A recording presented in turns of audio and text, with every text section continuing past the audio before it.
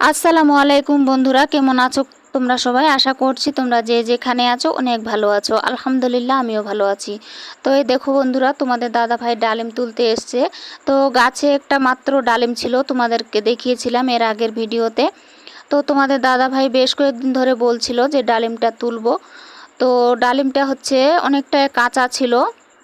তো এই দেখো আজকে বললাম যে ঠিক আছে তাহলে তুলে নাও। তো এই দেখো বন্ধুরা, ডালিমটা ঘরে নিয়ে এসে তারপরে কেটে হচ্ছে দেখলো যে পাকেনি আর কি, ভিতরে হালকা একটু ব্রাউন কালার এসছিল।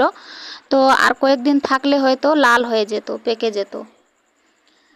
তো যেহেতু কেটে ফেলেছে, তো এরকম করেই হচ্ছে ছেলেকে একটু দিল, আমি একটু খেলাম, আর তোমাদের দাদা ভাই একটু খেলো।